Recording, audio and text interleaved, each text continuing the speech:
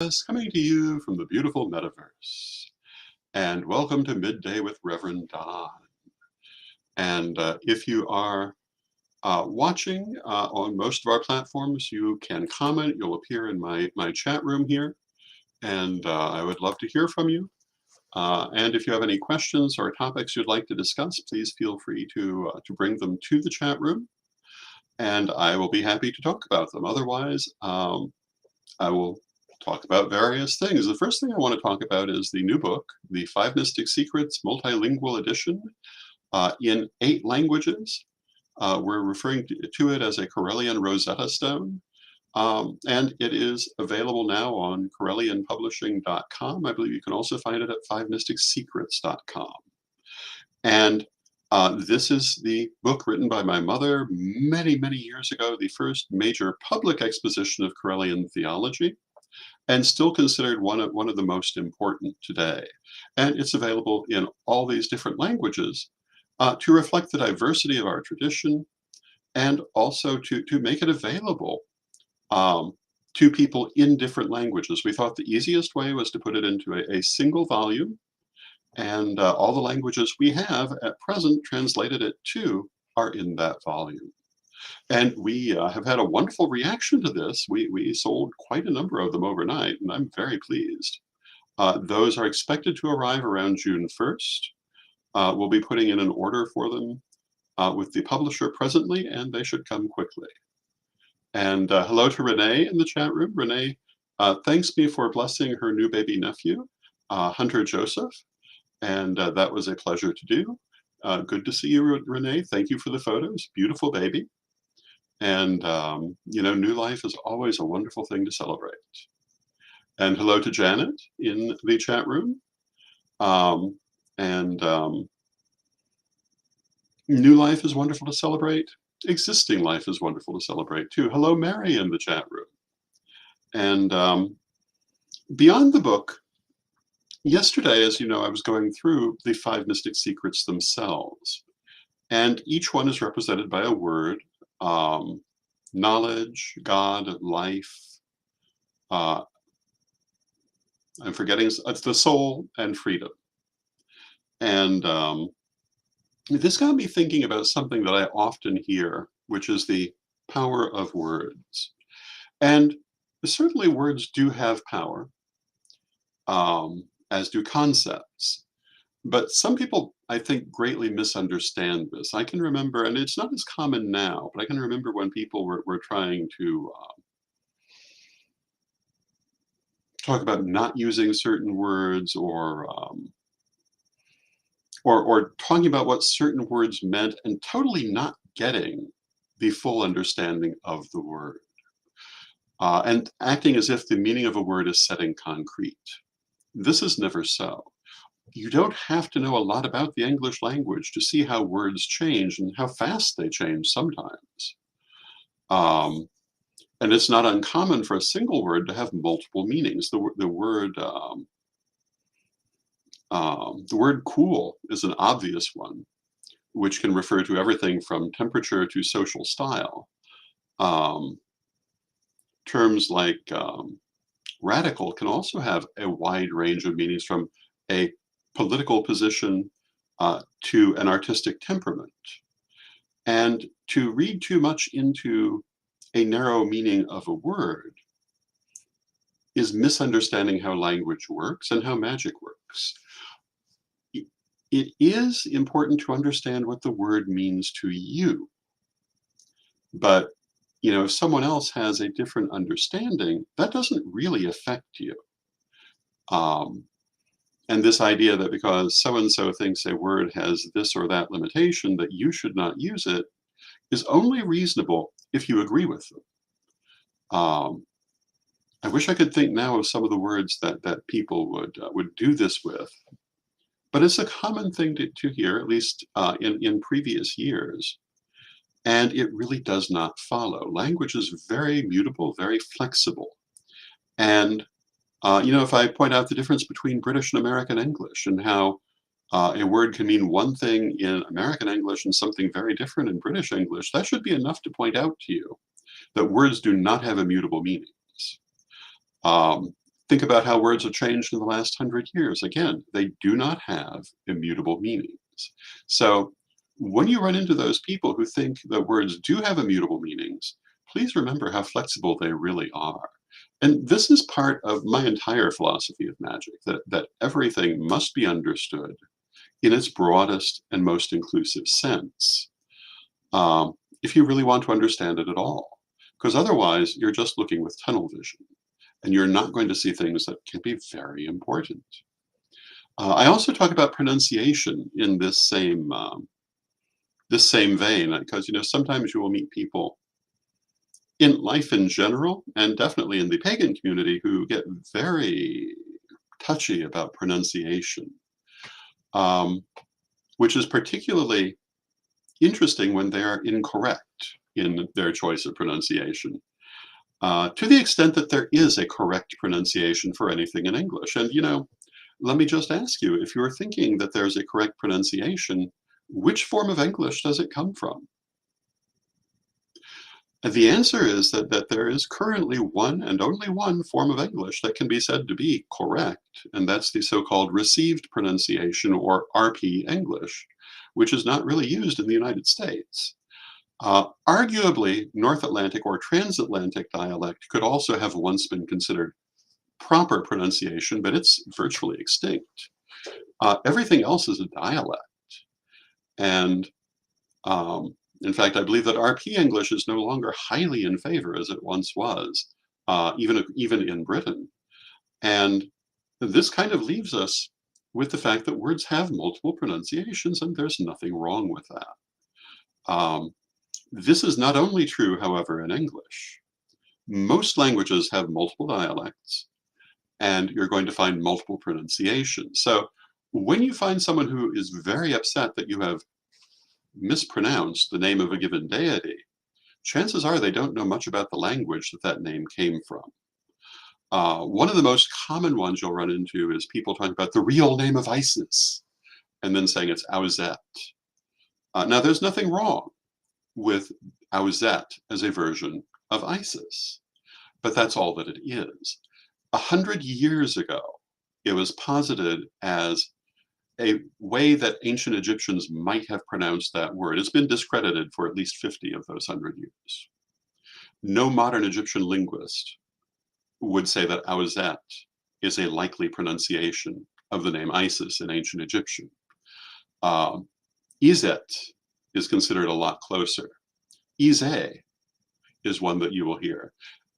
There are others. Aset, as opposed to Auzet, is still heard of sometimes, but it's generally thought that vowel is pronounced differently than they formerly thought, and this only makes sense if you consider that the Greeks were right there to hear the Egyptians speaking Egyptian when they translated the name into Greek as Isis or Isis. What I often like to point out is Persephone. If you look at the Greek that was spoken in ancient Greece, in the Attic area, she was Persephone. But in most of the Greek-speaking world, that was not how that name was pronounced. It was Persephata or Persephassa, and there were still more versions. And later, as we move forward in time, Proserpine became more common, which is how we get the Roman Proserpina. So, this idea that there's some immutable pronunciation does not follow. And Vivian in the chat room, hello, Vivian. Remarks on having a heavy Midwest accent and hearing problems from birth. And so pronunciation can be an issue. And, there's nothing wrong with having difficulty in pronunciation, having different pronunciations. The one that I most often quote was the person who was watching Magic TV and got all up in arms over the word geomancy, and insisted, no, it's geomancy. But, in proper English, it is not. But there's nothing wrong with calling it geomancy. Many people, particularly speakers of American English, would do so. I would not be upset if you pronounced it geomancy, but it would be properly pronounced geomancy in the same way you would say biology, not biology, or geology, not geology. it's simply the way that English normally works. And so, of course, it's going to work with metaphysical words the same as it works with other words. But if you do say geomancy, I don't see anything in the world wrong with it. Um,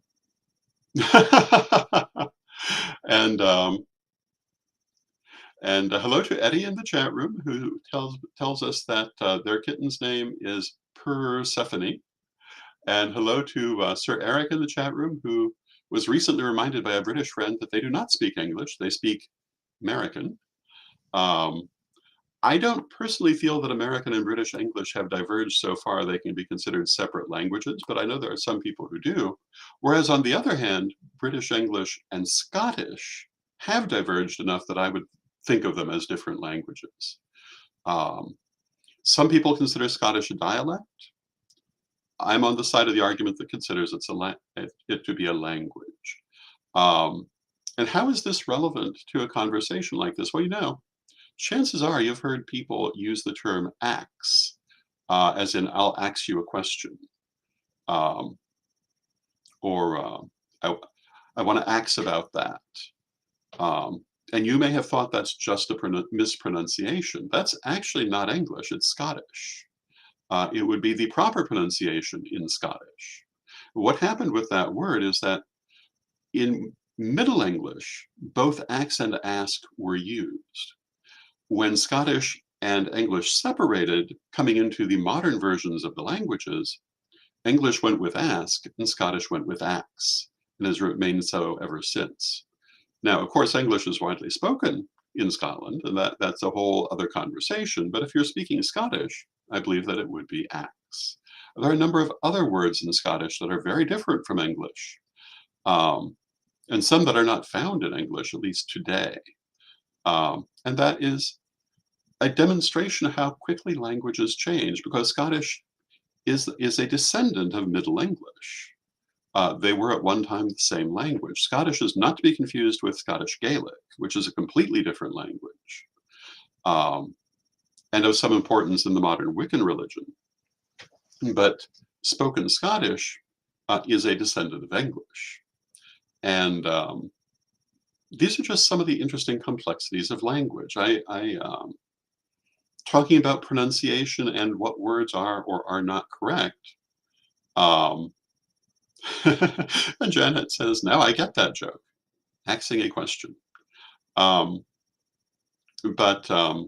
if we look at what I was just saying about how quickly modern English and modern Scottish diverged from Middle English just, 500 years ago?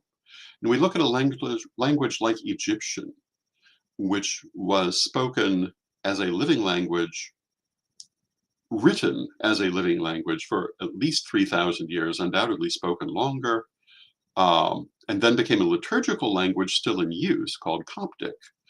Of course, there's not going to be one pronunciation or one way of using a word that's going to be true through that entire period. Of course, they're going to change. Now, some languages change more than others. In the case of Egyptian, we're told that as early as the Middle Kingdom, northern and southern dialects had diverged so far that it could be difficult for a northern Egyptian to understand a southern Egyptian. The result of which was that the imperial court used Middle Egyptian, which was no longer commonly spoken, but they used it as a lingua franca so that everyone could understand rather than their local dialect. That changed again later. But in a language with such a long history, divergences and reconciliations happened many times, just as they happened in Latin. The biggest difference, I would say, in examining Egyptian versus Latin, and hello to Sir Chad in the chat room. The biggest difference is that in Latin, we make a difference for when Latin became, for example, Italian. We make a difference between Augustan Latin, Church Latin, and then Italian. And in fact, modern Italian is relatively recent. If you were to go back 200 years, there were several different forms of Italian that did not all sound alike. In fact, many Italian Americans speak one of those older forms of Italian if they're speaking the Italian used by their family, which is very interesting. I've heard it said that when Italian Americans go to visit Italy and try to speak Italian, people think that they sound like a rustic farmer because it's not the form of Italian currently used in metropolitan areas. Um, but in Egyptian, they tend to speak of that entire 3,000 odd year continuum as the same language, even though it changed enough that in other cases we would consider it different languages. And hello to Bradley in the chat room. Good to see you. Um, my phone rang, and I don't see um, nothing distracting. I was looking to see if anyone was saying hello by phone. Hello to Mary in the chat room. So good to see you. And we're talking about language today. I'm probably boring everybody with my language obsession. But when we talk about pronunciation, you have to realize that all of these languages exist not in a chapter from a D&D book, but in a continuum that goes hundreds or thousands of years. Now, some languages change more during that period of time. The Greek language, I understand, has changed far less than many other languages. And people who speak modern Greek can still pick their way through Homeric Greek, as I understand. Um, but along the way, there have been many different forms of Greek. And that person speaking modern Greek reading Homeric Greek would probably need a dictionary for some of the words that they would not recognize, but they could still find their way through it, which certainly is not the case for English in a much shorter period of time. A modern English speaker attempting to understand Old English would be completely lost, at least unless they had a wide range of other languages they spoke. Now, I understand that if you speak Danish, you can read Old English. I believe it's Danish. But they are so close that, that it is still mutually intelligible, but not modern English. And this is partly because England suffered a number of invasions over the years. The Norman invasion made French the dominant language for a long time. Latin was very important in ecclesiastic circles. When the German monarchs came into power, they brought German ideas with them. And this all has affected English, and is why English is so different from what it started as. Old English, if you read it, you would not understand it in all likelihood. And if you ever watched the series Vikings, I believe on the History Channel, they had some characters who would speak Old English. And now even I, with a wide range of linguistic knowledge, I wouldn't have been able to understand it. And hello to Aya in the chat room, who says, I love linguistics. In several of my anthropology courses, we talked about dying cultures. A really good book was Light at the Edge of the World, A Journey Through the Realm of Vanishing Cultures. Wade Davis wrote the book that became the 80s movie Serpent and the Rainbow. That's a great author. Thank you for pointing that out. If you've not seen the movie Serpent and the Rainbow, it's well worth watching, but I imagine the book is more worth reading, because that's usually how it is. And you know, talking about dying cultures, there are a lot of them around the world, some of which their languages are being preserved, their mythology is being preserved, others it's gone forever.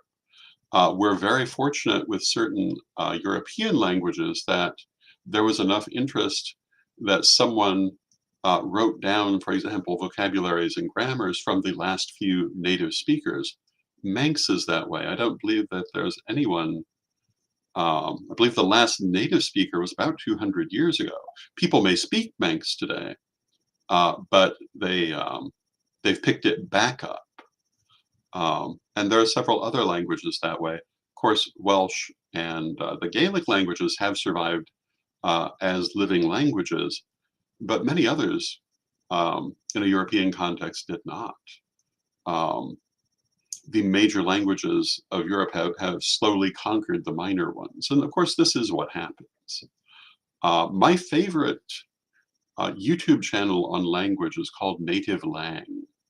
And probably because it's so encyclopedic. He talks about languages as diverse as Latin and Greek, Nahual and Maya, um, and Chinese and Egyptian and sometimes um, sources as broad as Indo-European or other language families. So if you're interested in language, I highly recommend that channel. Um, to me, language is a fascinating subject. And when it comes to pronunciation, I suppose I basically agree that the closer you can get to what would be considered a good pronunciation is good. Um, but I don't think we should be getting we should be getting upset over things like that. In the Wiccan community, of course, people get very upset over the pronunciation of the term Samhain or Samhain, which is closer to how I learned to pronounce it. Um, but in fact, there's more than one pronunciation of that word. And um, not only that, but it seems to be the only Gaelic word that modern Wiccans are particularly interested in. For example, you'll hear them say things like Deosil all the time. That is not how that word is pronounced in Gaelic. It would be closer to Jossil. Um, the term Beltane is not how you pronounce that in Gaelic. So I think we should probably relax a little bit about how we're pronouncing Soen and give people a little slack. Correct them if you like, because it is how we pronounce it in modern Wicca.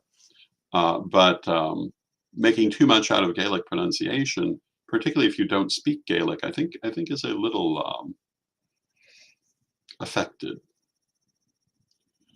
And Aya says, the above dying cultures book is how the culture dies when the last speaking person dies, if the language is not preserved. And that's very true.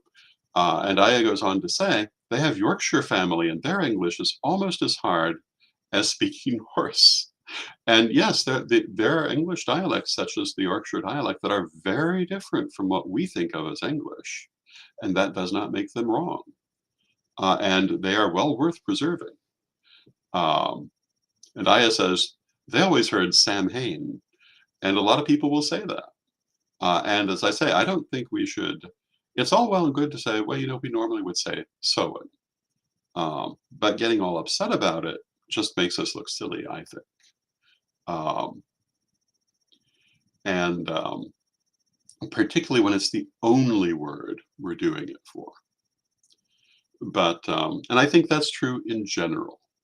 And Sir Chad in the chat room says he pronounced it that way for many years. And the thing is, how you pronounce it isn't really relevant to what you're doing. Are you pursuing the holiday in the correct spirit? Is it benefiting you? This is what's really important. Pronunciation is window dressing. And too often people get all caught up in their window dressing.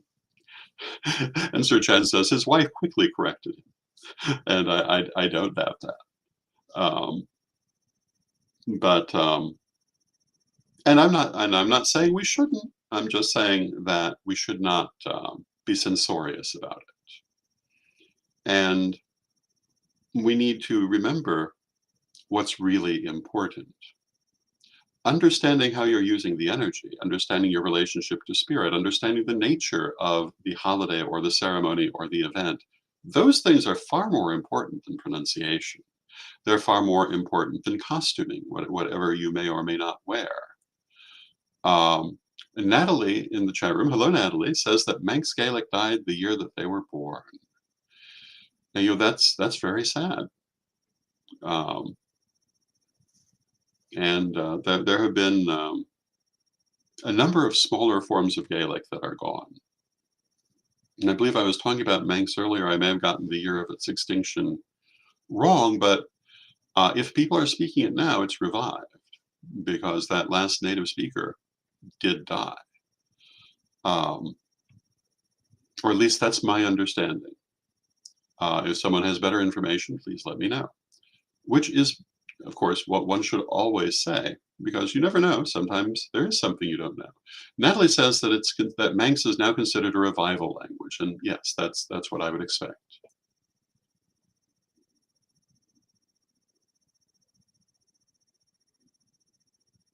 And Aya says that In Sanskrit, they believe in the chakra points in the mouth, and that they therefore believe that the pronunciation is very important because of how it affects the chakra, and um, and that is certainly a point of view. Um, Most of the world does not speak Sanskrit, um, and so it cannot be a universal thing in the same way for people who don't speak it. I do not hold the point of view that how you pronounce a word is particularly important. Um, and there are many people who, for one reason or another, cannot pronounce certain words. They may have a speech impediment, and Ira says they don't hold that view either. They might have a speech impediment, they might have an injury that prevents them from pronouncing certain words or certain sounds. And that certainly should not be an impediment to their spiritual growth or their spiritual life. Um, I've known many people who were hearing impaired and consequently had difficulty in pronouncing words because they could not hear them. And what difference does that make? In my opinion, it makes none. Um, the important thing is to understand what you're doing. And Aya points out there are some people who cannot speak at all, either because of a congenital situation or because of injury. And and this too, uh, when we come to issues of speaking, sound, and pronunciation, one size does not fit all. It cannot fit all because we are very different. I know there are certain schools of metaphysics that hold that certain sounds are very, very important. Certain pronunciation is very, very important. And if you're studying that school of metaphysics, you certainly should respect that. But if you ask me, is it some kind of universal principle? My answer is, for the most part, no. Can you use it effectively? Absolutely. Can it be beneficial to you? Absolutely. Um, and if you happen to not do it exactly correctly, is it going to be terrible? I do not expect that it would be. Um, I do not come from that point of view. And we were talking yesterday about the five mystic secrets. And if you read that book, one of the things you'll notice is where I come by my point of view, because it was also my mother's point of view. It's a traditional Corellian point of view that we live in a friendly universe, and that the idea that some little thing is going to cause a terrible problem really is not one that you should be embracing as a magical person. We would say that as a magical person, you are strongly affecting your own life. If you can do magic to make something happen, you can also do that quite unconsciously. And you should not be expecting the universe to jump on you over little things because you can make it do that.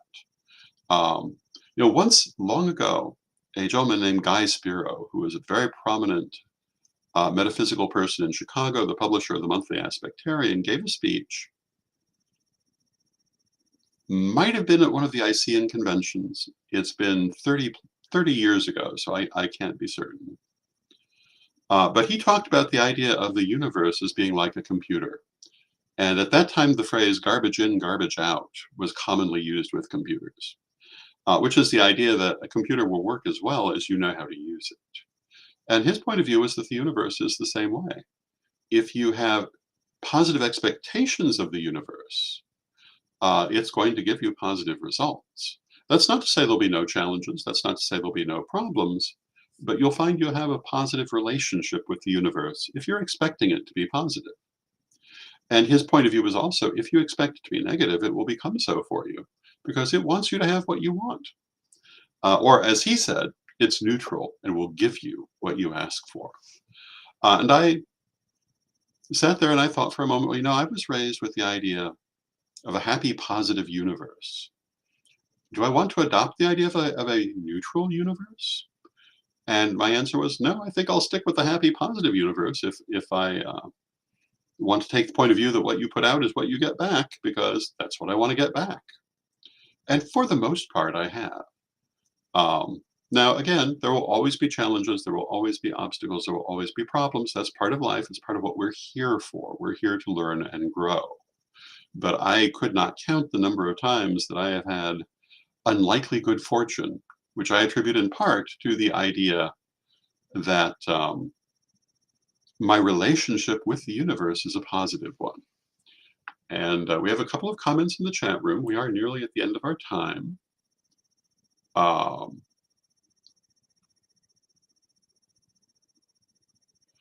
um, and Joanne, welcome, Joanne. And Joanne says that it's entertaining at times how words are spoken. And yes, that can be true. And Aya remarks that this is like speaking to animals, elements, I would add spirits, that you don't have to speak out loud. It's what you see. It's the message you send them psychically. Words are not needed to convey that message. And hello to Michelle in the chat room. And this is a very important point. Maybe we'll talk on Friday about how clairvoyance works. One of the things I've sometimes had people say, particularly on the subject of seances, is that, if so-and-so spirit spoke German when they were alive, how can they speak English now? And the answer is, well, they're not. They're spirits. They're not speaking at all. They have no mouths. It's thought-to-thought transmission. So, of course, it's going to come in a way the medium understands. It will come in the medium's language.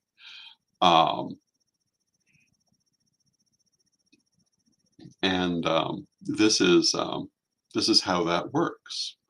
And this is also how our spirit guides speak to us. It's through concept, not through word. And this is why, if you're going to do advanced spiritual work, it's very important, in my opinion, to study things like language and everything you can get your hands on, because you cannot accurately bring through a message for which you have no concept.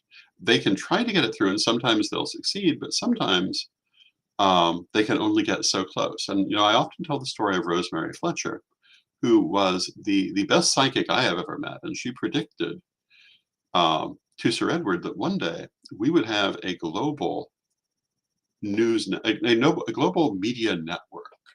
But she thought she was talking about printed newspapers being mailed out every day, because she did not yet understand the internet, because it wasn't on people's radar. So she did not have that concept to work with. Even being the best psychic I have known, she had to work with the concepts she had. So the more that you have to work with, the better off you're going to be. At this point, we've come to the end of our half hour. I want to thank everyone for joining us. It's been a wonderful afternoon, and I will look forward to seeing you, I believe, on Friday, because tomorrow will be an interview. But I will look forward to seeing you next time, and let us close as we commonly do with the prayer. Divine Mother Goddess, Divine Father God, beloved ancestors, help us to know our own minds and to be open in our understanding of the universe. Help us to be open in our communications with others and accepting of the differences between us. Help us to appreciate the beauty of the diversity of existence. Beloved Mother Goddess, beloved Father God, beloved ancestors, we thank you with great love and with respect. May you be blessed now and always. And I thank you, and until next time, may you be blessed now and always.